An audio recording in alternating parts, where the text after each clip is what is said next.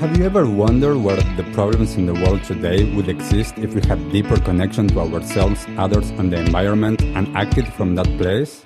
Welcome to the Conscious Action Podcast with your host, Brian Berneman, who believe that connection is the key to taking conscious action as individuals and creating a better world. We are here to raise awareness and inspire meaningful action by sharing stories, knowledge, and conversations with thought leaders and change makers. From sustainability to well-being and everything related to conscious living, our mission is to empower you to be the change that you want to see in the world. Welcome, everyone, to a new episode of the Conscious Action Podcast. I am Brian Berneman, your host, and I have the pleasure to be joined all the way from Phoenix, Arizona in the US by Terry Kim. Thank you so much, Terry, for being here, for sharing this space with us. And for everybody that is watching and listening to us, Terry, what can you share about you? Who is Terry?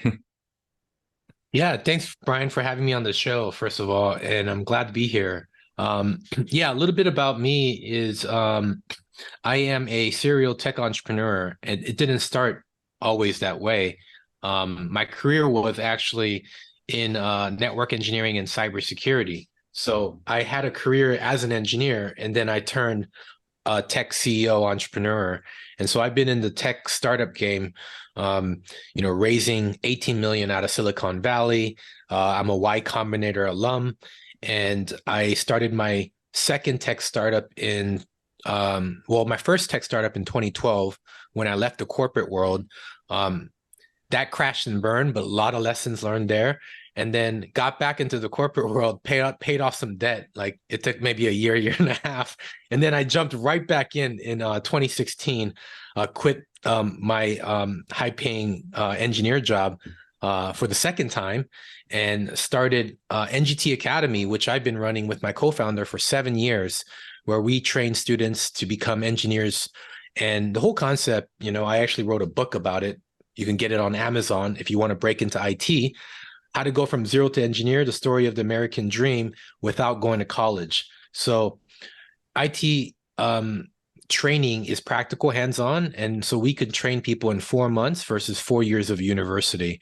And so that's my primary business. And now I have my, I guess, 1, 2, 3. This is my fourth tech startup in the wellness space, and it's called Om Sleep. So we're launching the world's most advanced sleeping mask, and it's actually live on Kickstarter. So you can go to omsleep.co and grab one of these. And that kind of leads me to the last chapter, last 5 years of my life, in where I had a huge spiritual awakening, and it made me create this company from that.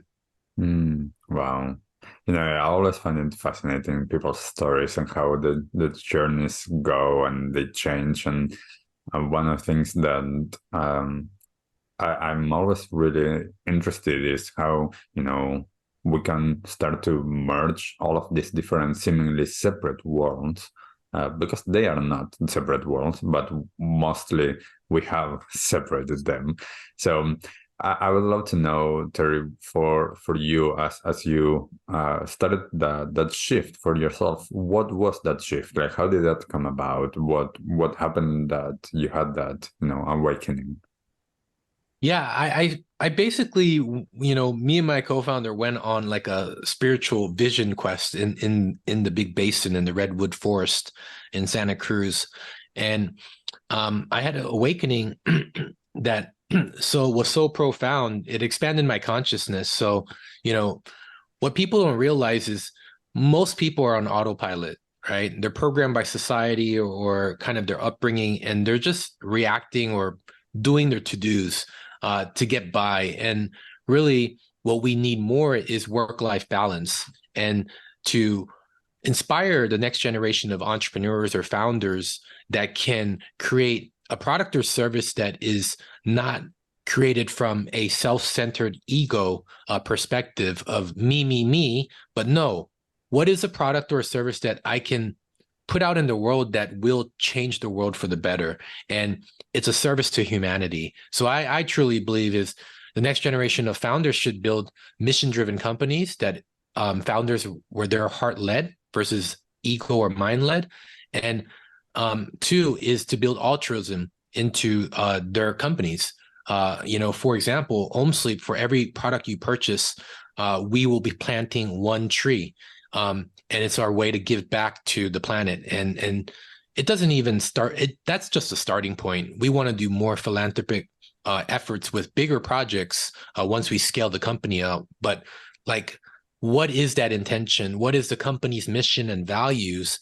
And how are you going to, bake altruism into the company right from the start? And I got always inspired by like Tom's shoes, where you buy one shoe and he donates another one to a third world country for kids to, have some shoes to run around in, And so if we can have more founders like with that type of mindset, I think that would be the game changer. And we're in it right now. I think there's a big spiritual awakening. You can call it the Great Awakening.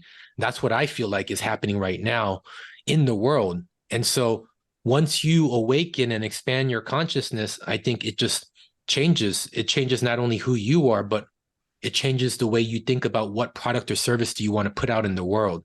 Definitely. And, I often talk about how what you mentioned, that we are, on autopilot, we are sleepwalking, and we're just doing the things that, we've been programmed and conditioned to do. And, this is not about judging. I was part of that. And until we have that awakening, we realize that there's not much that we can do. But one of the things that comes with that is that once we realize there's other ways of being, there's other ways of doing things, then we cannot, as I always say to people, like once we go through an awakening or we have a certain type of experience, we cannot unsee what we experienced, and that starts to inform how we live our lives. And as you're saying, suddenly it's not just about perhaps making money or creating a product that is going to have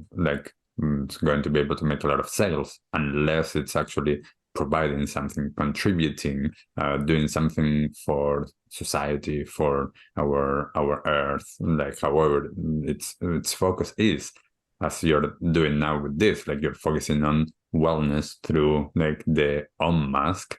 It's how can we contribute, and how can we also, as we're living within the system that we still need to make money, we still need to keep on doing these things. Okay, how can we bring all of this together, do something positive, do something that is going to have an impact on our well-being as well as other people's well-being, and the products that we create or the services that we provide, and how is that actually having a positive impact? And I think that comes, as you're saying, as more and more people are waking up.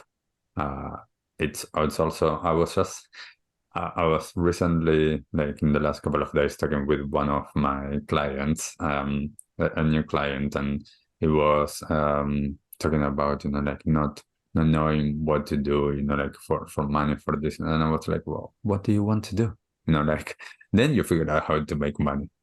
But a lot of times I think that our society is backwards in terms of that. It's like, how can I make money? And then it's that, okay, what's the thing that I want to do? How do I want to be? And, I always talk about life-work balance instead of work-life balance, because I want to make an emphasis on life. And I think that is, when we're able to do that, whenever that is for each of us in our own journey, that's a beautiful thing. Yeah, absolutely. And Terry, I want to ask you, you have that awakening, you went to the redwood forest, you do that. What happens next? Did you by yourself started to do things? Did you find different methodologies, techniques that you resonated with, that you started to explore? Yeah, I mean, I dove really deep within myself. And so it was really a combination of, I would say, deep inner healing, going on vision quests, and also working with plant medicines. And that's what really expanded my consciousness. And once that awakening happened, there was no going back, as you know. And so when we awaken, it's about self-realization. And some people will think that they're actually awakened, but there's still a little bit of unconsciousness, as we always have this unconscious parts of ourselves that we awaken. So I truly, in my experience, believe that awakening is a constant progress once it starts, but there is a pivotal moment. I would say in some cases, some people are spiritual their whole life. Mine, I consider myself a Christian, right? Because I went to a Christian school when I was in elementary up to middle school. And then after I became an adult in my 20s, slowly, I basically completely turned my, back from church. And it was because it didn't resonate with me anymore.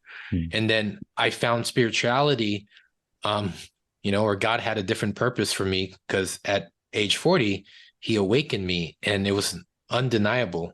And it was very profound. So from that, in the last 5 years, I've been introduced to, meditation, to plant medicines, to breath work, and all these different modalities of ancient teachings or wisdom is what I'm drawn to. So I love studying metaphysics, and I love studying esoteric knowledge and ancient teachings and things that we've lost along the way. And I would say, if you want to deepen your spiritual practice, is to really spend more time alone, spend more time in nature, and connect with our creator.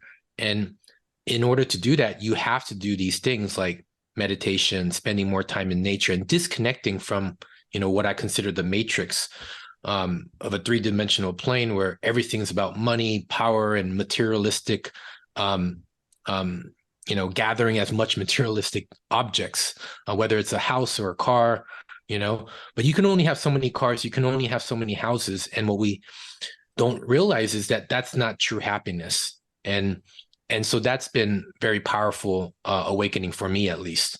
Yeah, I run a lot of times this course that it's called From Disconnect to Reconnect, and it's about that. It's about disconnecting from the devices, disconnecting from the matrix, and reconnecting with our being and with all of the amazing potential that we have. That I'm fortunate that, as I often share, like based on my parents' journey, I was introduced to meditation, to all of these different practices as a teenager. So now Wow. it's like it's been 20 years of living my life in that way instead of the way that I knew up until that moment. And I know that it's, as you say, it's an ever evolving journey. Every time there's a new layer, there's something new, it's about, for me, as you're mentioning, with those ancient wisdom teachings that are so simple, and we overcomplicate them, but they are simple, and we just need to explore them. As one of my teachers used to say, if we are open, curious, and we explore within ourselves by creating, as you're saying, those moments of solitude, those moments of stillness, those moments to actually reconnect with ourselves and trying to understand, like, what are the type of thoughts that I have? What's the type of feelings that I'm experiencing? Why am I behaving in such a way? Like understanding the tendencies, the patterns of behaviors, then it's so much easier to actually explore how then we want to connect with others, what we're going to do for work, how we're going to contribute. And I think that's such a wonderful journey for all of us, but it's one that we actually need to go through. Absolutely. The journey is yours, and everyone's journey is unique and different, and we're all at different stages. So it's a beautiful thing. Yeah. And I'm interested, Terry. So you had that. How have you been able to incorporate in all of your like ventures, both like from a business perspective and relationships? How did you started to introduce, how you started to shift with your awakening? Like, did you notice that you behave differently with your relationships, that you approach work differently? Absolutely. It's changed everything. So in terms of what I want to provide is ultimately freedom of choice, freedom to pursue whatever your heart desires for myself and for my family. So that's number one. So my connection and my spirituality, my relationship with God, our creator, like that's the most important. Secondly is my family. And so, and then third is my business and my ventures and my projects. What's fundamentally changed is how I go about creating products or services and how I set intentionality and values. So what I realize is that once this awakening happened, people in my environment or circle in my network would start kind of falling off, right? Because they no longer a vibrational match. There's no resonance. And then new people started coming into my field because they resonate with what I'm saying and how I feel, and it's a vibrational match. And I truly believe the universe matches you when you step into a new timeline or a frequency or a vibrational state, that you're going to start seeing that you're losing people. And you might think that, oh man, this is a bad thing. Like my co-founder doesn't want to work with me anymore. That's okay. That's a blessing, because you're moving into a different dimension, timeline, where you're now going to get introduced to new people, events, places that all just magically happen because now you're in a new vibration.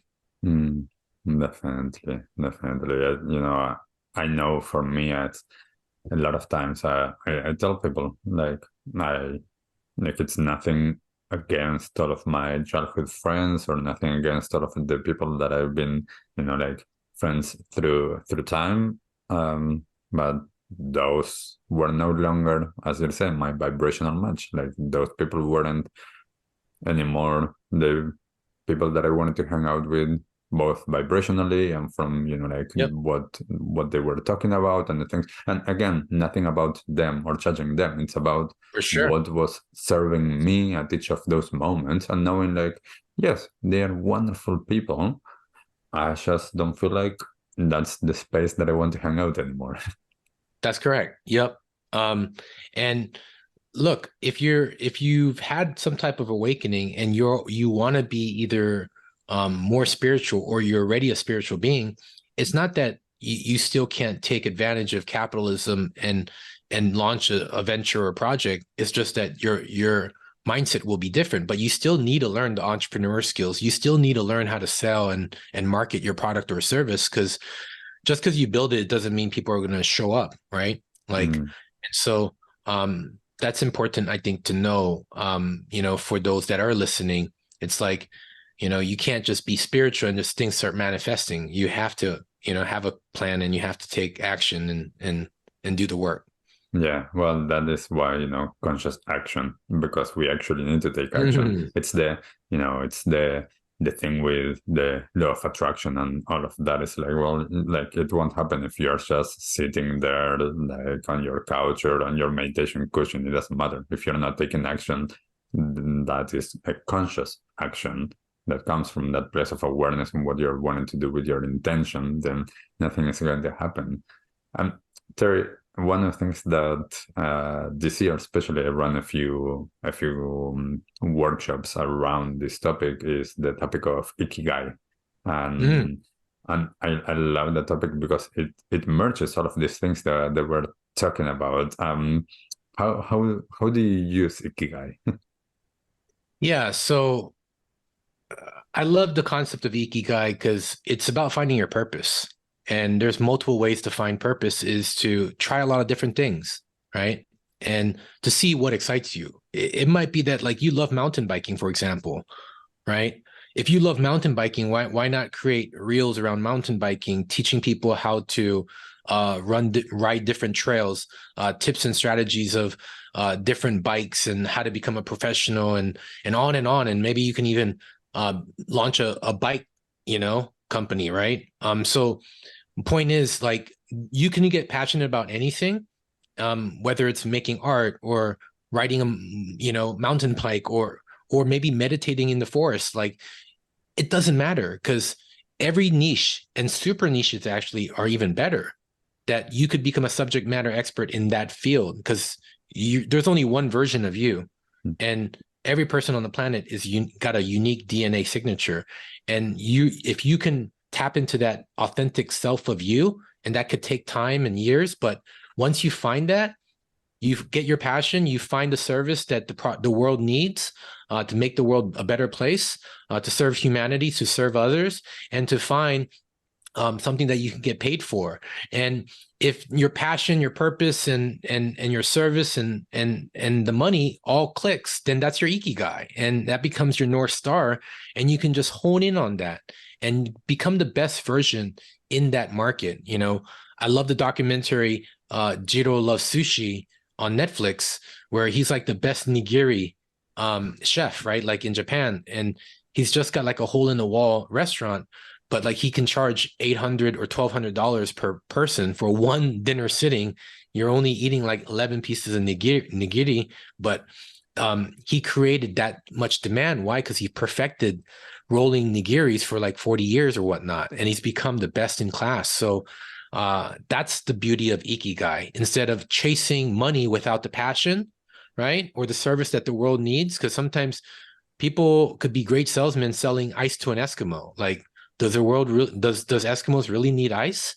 So Ikigai is a beautiful concept, because you're merging into what the world needs and aligning it to a passion that you are just obsessed about. And if you're not obsessed about, a particular thing, I would drop it. I would drop it and keep looking for something that just ignites your soul.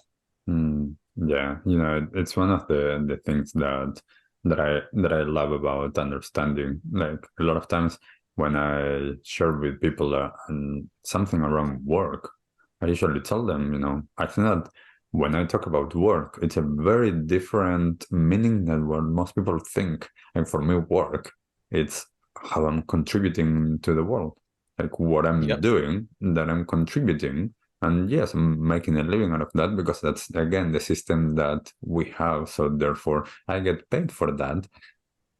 I always tell to everyone, if I didn't have to make any more money for whatever reason, either because I no longer live in a system that needs money, I would still do 99% of what I'm doing every single day. And I think that is one of the things that, with using Ikigai or using any method that resonates with people, supports so much in the knowing of how we want to live our lives. And yes, then how can we make that contribution to the world? And then, yes, we need to make a living. So how can we make money out of that? And, for everybody that is listening, if you don't know the Ikigai model, just go online. It's very easy. There's so many resources. It's basically what Terry was saying, what are you passionate about? How can you contribute, or what does the world need? And how can you get paid? What's, the talent that you have that you can get paid for? And when you find in that center what it is, then everything comes together and you're able to live that purpose, your Ikigai. And it's so wonderful when we're able to do that. And it doesn't need to be fixed as well. That's one of the things that I keep on telling people, perhaps in 2 years it changes and your passion is different, and therefore you completely change what you're doing. And that is where a lot of times I think that for a lot of people, this gets, where they get stuck, is that this is working. And there's so much fear of that letting go. It's just like, as you were saying, with people. They don't want to start over. Yes. That's the thing. A lot of people don't understand. And I learned this the hard way. When you switch careers, like I went from like DJ to K-pop star to joining the military. So like drastic reality shifts. And what people don't realize, there's this thing called the hero's journey, right? And in part of the hero's journey, when we change professions or passions, you have to start all over again, right? So it's a whole learning process, just like riding a bicycle. Like, you're going to have to relearn that new, passion project of yours. Maybe it's knitting, but you have to start through the whole process again and suffer and go through the pain of learning something new. And that's what people are afraid to. They're so in their comfort zone, and all their bills are paid, and they're wondering why they hate their life is because they're not living on purpose, with purpose. And so Ikigai is a great book by Hector Garcia. You can go check it out. And that could really get you going. Once you find your Ikigai, another beautiful Japanese concept that I live and die by is the way of Kaizen, or thewayofkaizen.com is actually my newsletter. You can download the free Kaizen PDF guide. So I have like a 22-page guide, but basically it's all about just changing for good and improving, one's processes if it's a business, but you can apply the Kaizen concept to your personal habits as well. But what I love about Kaizen is that if you just improve 1% every day, that's a 37x improvement in one whole year. So it doesn't have to be like, I'm going to shift and change my identity overnight. No, that happens over time. But what is the habits and rituals that you want to do to be the person that you want to embody today, not tomorrow, but today? Meaning, if you're a spiritual person, are you devoting time for prayer, meditation, right? Like, are you spending that time? If you like mountain biking, are you spending that time to become a professional mountain biker and training for that? So that's where, we don't have to try to change things overnight. We can do it one day at a time using the power of compounding. And I promise you, this is a faster way to success, because there is no shortcuts to success. But compounding is so powerful, and it's reliable, and it's consistent, and it just works. Yeah, one of the things that I love about this, one of the things that I usually tell my clients, how can we make sustainable changes that actually allows us to actually change? Because a lot of times people make those fast changes and then they stop, they revert back. It's like, okay, I'm going to start going to, to the gym, or I'm going to start eating this type of diet. And then a week later, it's like, nah, that's it.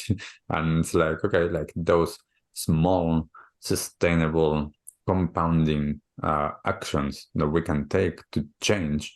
One is not such a shock to the system for those that, are shock averse. And then it's actually going to, as you're saying, it's going to potentiate so much that it's going to create, once we look back, such a different way of being and such a different person. Yeah. One of my favorite quotes is, when old patterns are broken, new worlds emerge.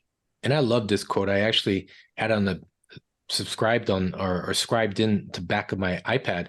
And it's true. When you break your old patterns with new patterns, your world's going to shift drastically. And I promise you that. And that's the power of being able to be in control of your own destiny. Beautiful. I love that quote. Terry, when you experience as a startup guy, as a, entrepreneur, how has that actually supported this no fear of change as well? Because in the startup world, that is as well, that fast, fail fast. That actually, yes. From that personal space, that also really supports the no fear of change or failing. Yeah. So the way you can just reframe that from a mindset perspective is that fail fast, succeed faster. Right? Thomas Edison invented the light bulb after 1,000 failures. So it wasn't about failing. It was 1,000 lessons he learned to create, his invention. So the reframe on that, for those listening, is when you look at failure, instead of looking at it as failure, like, oh, man, I failed, like I'm a bad person, or man, I'm horrible at this. Like, it's this negative self-talk could come from that failure. But it's a reframe. All you have to do is say, wow, I learned a lot of lessons from that. So every failure, it's a reframe to lessons that you're learning to make you become the person that you're meant to become. And that's the beauty of life, that life is a series of lessons along a journey. And I think it's the most beautiful thing that you can self-realize. Once that clicks, then you can look at life from an optimistic lens. I've always been an optimist, but I could talk to so many people and just really quick, I can realize like, wow, you're a real pessimist, because every word that's coming out of your mouth is just, negativity, or thinking, when we have infinite possibilities in this present moment. Infinite things can happen, and you're crossing out those possibilities of good things because you're just so focused on the negative things, whether it's past trauma or, maybe you were let down. And I think a lot of people hold on to their past experiences, and they try to predict the future. And it's really just self-sabotage. Yeah. I remember I started driving when I was 16 back in Argentina, and I had a lot of road rage at that time. And one time I went to see my teacher, and I told her, I got there and I was so stressed out, and because like this person cut me off and all of this. And she said, like, so where were they going? And I was like, I don't know, but they did this to me. And she was like, perhaps they were going to the hospital, and I remember that was such a big shift for me in what you're saying. I was just seeing something negative. I was just saying, oh, this person is an asshole or whatever. They cut me off, instead of thinking like they might be in an emergency. They might be going somewhere and they need to get there really fast. And yes, they cut me off, or they did a maneuver that was a little bit dangerous. But why did my mind go to that negative place instead of to the possibility of something? And it's what you're saying, like the understanding those patterns, understanding how to unlearn that, as you're saying, breaking all of those patterns and unlearning, so that we can open to the myriad of possibilities that are out there each and every single moment that we don't even know. Like, there's no way that I can even fathom what's possible. Yeah, absolutely. We're only conscious of what that is brought into our awareness, and everyone's at different levels of consciousness. So it's always good to just, have an open mind, and to be always learning, and to have humility and being humble, I think, is a great way to grow. Because if I was to kind of label myself, I would say I'm a student of life right now. At this phase, I'm an entrepreneur and all these other things, but at the end of the day, I'm a student of life, because that's what we're here to, and that's what I truly believe, is that, we're on this spiritual journey to self-realize who we truly are. Yeah, beautiful. I always think, the love of learning and the love of life, like they just go together so well, and it's something that like I keep on doing. I know, like, that saying, like, know that you don't know anything. And it's like, I go to things with that. It's like, I know that on some things I have experienced a lot and I can share, but in most things I don't know anything, and I go with that open mind. Terry, I'm interested with the sleep masks. Where did that idea come from? Yeah. So I had another awakening happen last July, and I came back from a retreat, and I was just kind of in this high vibrational frequency of just like, like all love and compassion for the world and whatnot. And I had a lucid dream, and when I woke up from this dream, like, it just like hit me like a ton of bricks. I was taking my earplugs out of my ear because I like noise reduction. I'm used to just sleeping in quiet places, and so the control that I have is earplugs and a sleeping mask that gives me complete shut-eye, because not everywhere I go, if I'm traveling, I can't, carry blackout curtains with me everywhere. So I have a sleep mask, and then I have my Calm or Headspace or YouTube. Sometimes it's even streaming on YouTube, some rain and thunder. I like listening to some solfeggio frequencies with some nature soundscapes. And so the long story short is like I woke up like 4 a.m. with my ears hurting. My face mask was like half on my face. It wasn't a good fit. There was no secured attachment. And then like this YouTube ad was going off, and it was like a trifecta. It was like, all right, there's got to be a better way. And so, I went meditated that morning in my backyard and on top of the mountain. And I just realized like that experience I had in the middle of the morning was a revelation, was a blessing that, wow, like, I wonder how many people have tried to innovate in the sleep mask space. And I just discovered that no one has a sleep mask that can provide beautiful solfeggio or binaural beats, science-backed, soundscapes that can give you 100% true blackout, but also have a good fit around the ears for side sleepers. And then third was a noise reduction and whatnot. So I kind of wrote down all the features and problems that I've seen in the marketplace with these cheap masks. And that's how it started. And I was like, we're going to create the world's most advanced sleep mask. And 15, 16 months later, we just launched our final prototype on Kickstarter. Wow. That's amazing. That's how we can use our own experience and be like curious and see. And well, you have some skills as well to be able to make it happen. And it's amazing.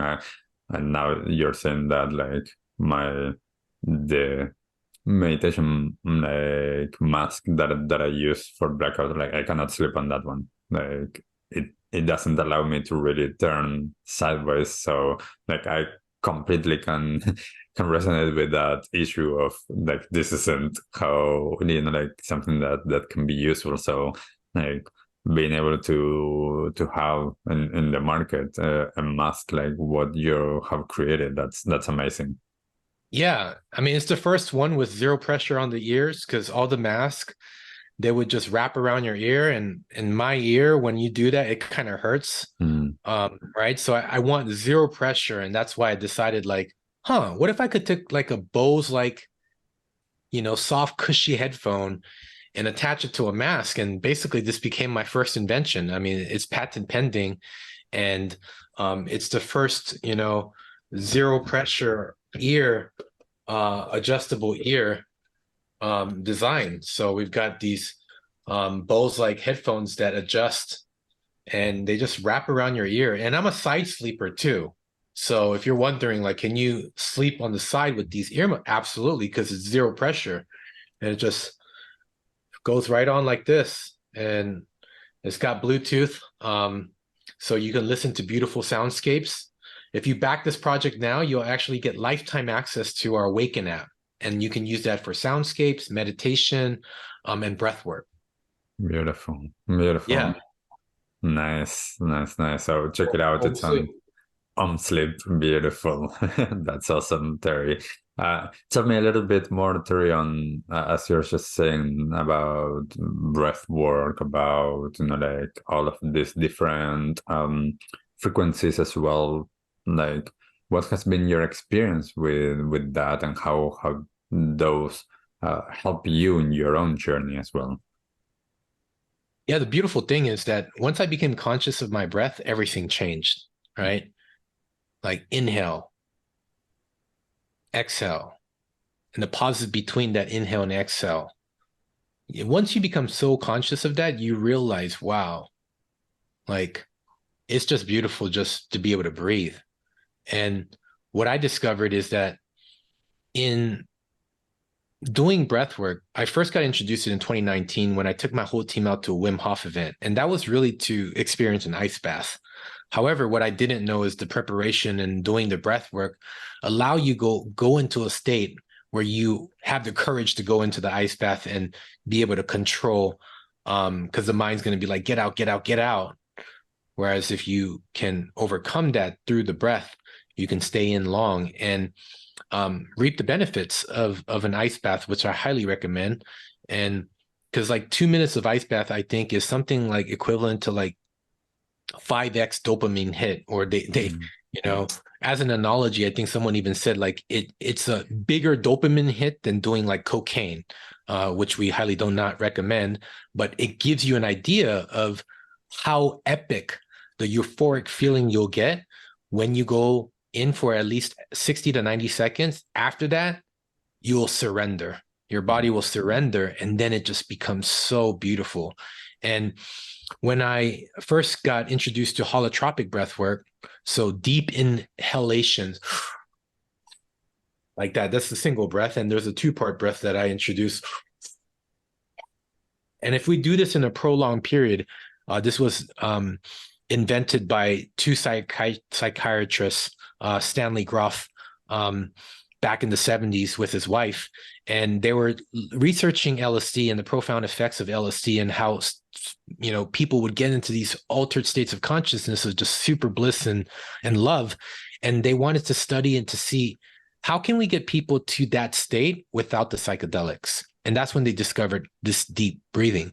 But what people don't understand or may not understand is that this type of breathing has been around for tens of thousands of years, right?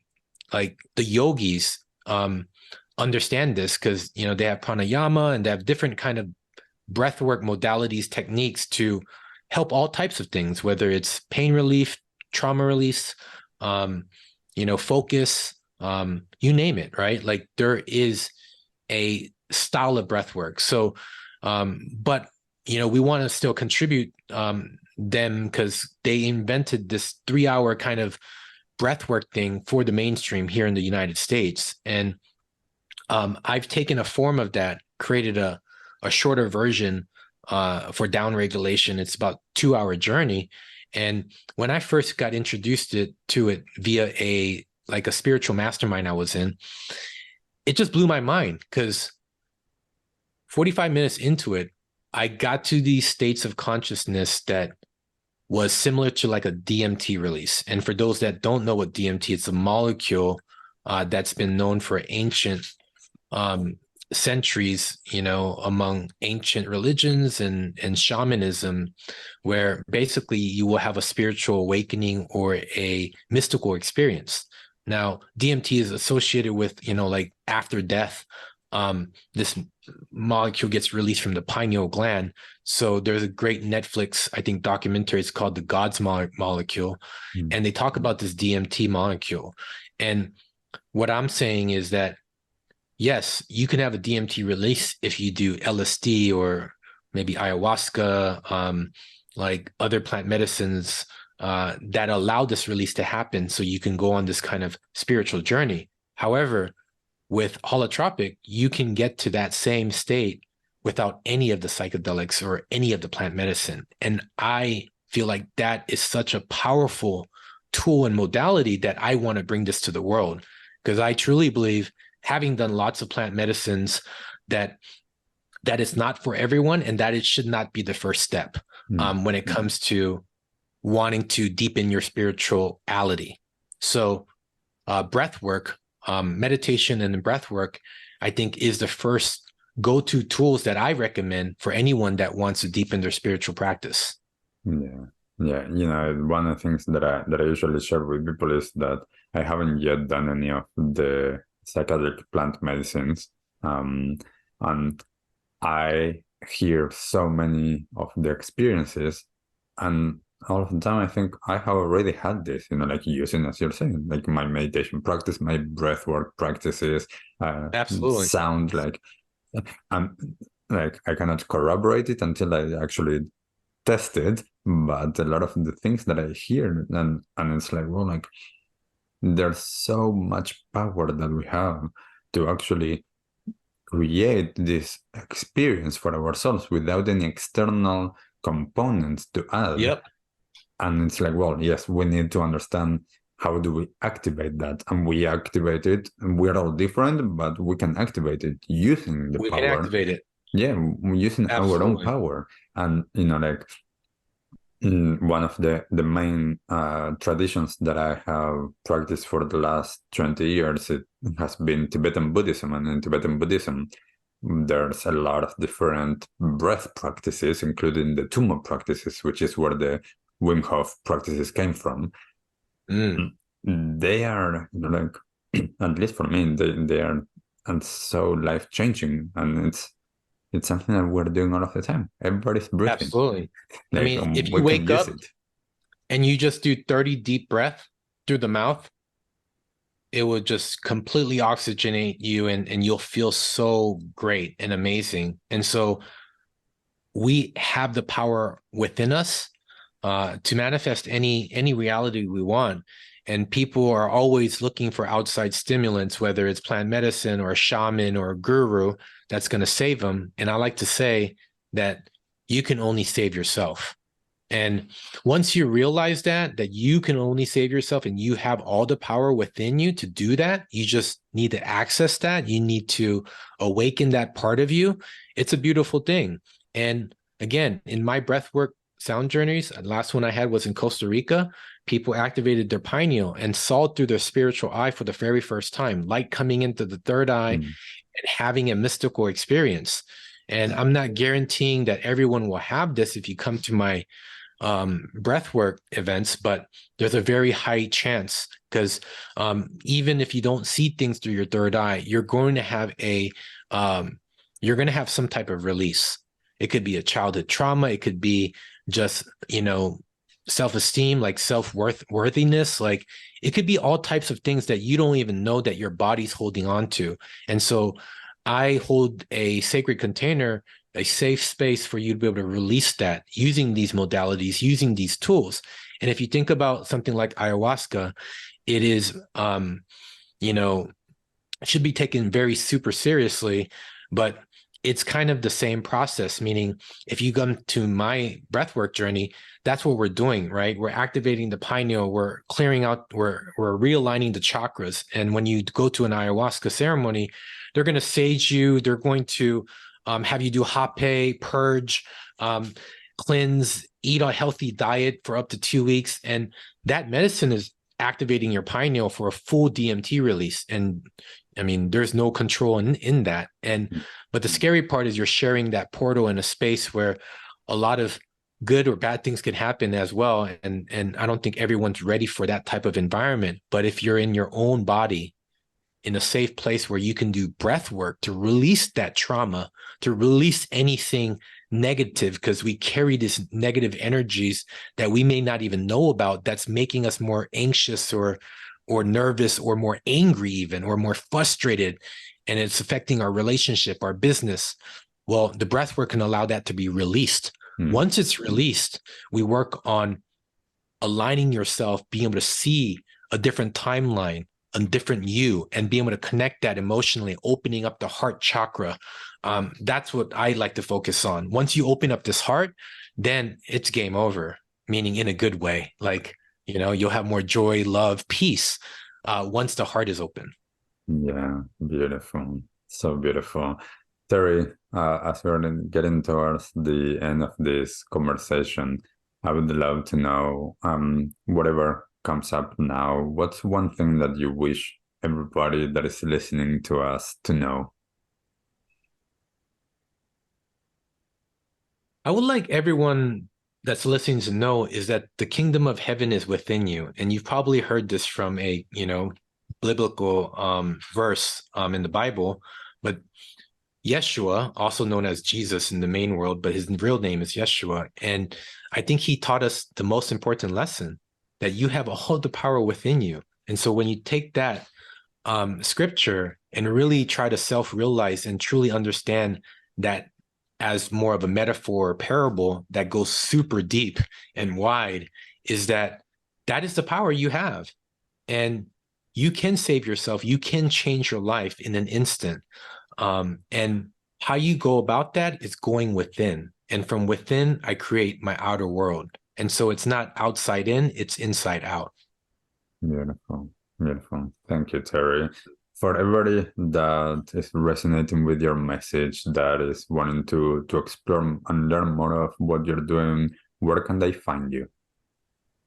Yeah, so they can visit me on Project Kim on IG, or awakenwithom.com if you're interested in the breath work, or Awaken with Om is the IG handle as well.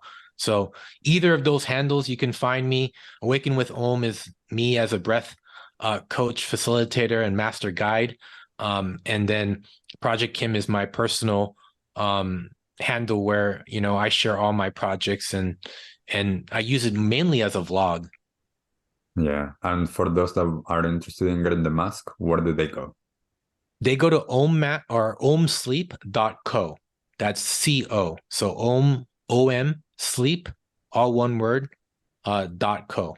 Beautiful. I'll put all of those links in the show notes so that everybody has quick access to that. Thank you so much, Terry, for taking the time, for sharing what you have been in your own journey, what you're contributing to this world. So thank you for taking the time to be here with us. Thank you, Brian. Thank you for having me. It was a pleasure. Thank you. And for everybody listening, I would love to know, as always, what resonated with you? What did you learn? Do you already, practice some of these things? Have you done Ikigai? What did you take from this conversation? Let us know anywhere that you're finding this conversation. Keep the conversation going. And thank you, everybody, for listening. And we'll see you all in the next episode. Bye. What did you like the most about this episode? Take a moment to think about what change you can make in your life today. Share your conscious action on social media using #ConsciousAction and tagging @ConsciousActionNZ so we can celebrate your impact on the world and create a ripple effect. One easy action we would love for you to take right now is to share, like, and subscribe to this podcast. This will help us get these messages out into the world and inspire more people to take conscious action in their own lives, contributing to the better world we hope for.